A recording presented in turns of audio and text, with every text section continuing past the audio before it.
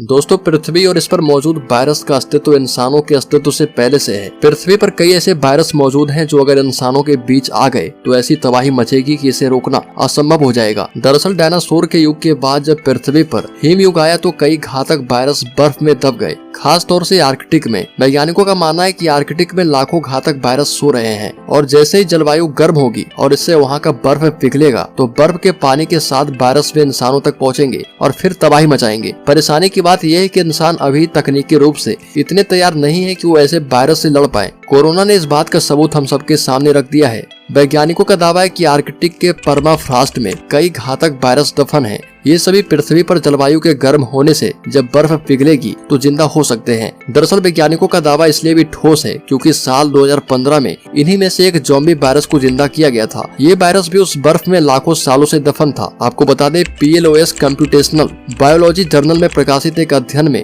एक प्राचीन वायरस और एक आधुनिक बैक्टीरिया के प्रभाव को डिजिटल रूप से तैयार किया गया। एक रिसर्च टीम ने पता लगाया कि वायरस ने जीवाणु कम्युनिटी की प्रजातियों की विविधता को कैसे प्रभावित किया। इसी के आधार पर दावा किया जा रहा कि अतीत में जो वायरस लाखों साल पहले बर्फ में दफन हो गए थे, अब उनके लिए पृथ्वी पर फिर से पारिस्थितिकी तंत्र ऐसा बन रहा कि वो जिंदा हो सकते हैं। इस मामले में नासा एजेंसी भी रिसर्च कर रही है। आर्कटिक के क्षेत्र में परमाफ्रॉस्ट के पिघलने से पृथ्वी पर होने वाले प्रभाव को समझने के लिए बीते कुछ वर्षों में कई शोध किए गए हैं। इन्हीं में से एक शोध नासा ने भी किया है। दरअसल जनवरी 2022 में नासा के एक रिसर्च में पता चला कि अचानक से परमाफ्रॉस्ट के पिघलने से जो कार्बन रिलीज हो रहा, उससे परमाफ्रॉस्ट में लाखों साल से कैद वायरस भी आजाद हो जाएंगे और ये पृथ्वी पर रहने वाले जीव जंतुओं के लिए खासा नुकसानदायक होंगे। दोस्तों, बता दें कि पृथ्वी पर हजारों लाखों साल से कई रोगाणु जीवाणु सोए हुए हैं। इनमें इतनी ताकत है कि अगर जिंदा हुए तो कोरोना से भी भीषण तबाही मचा सकते हैं।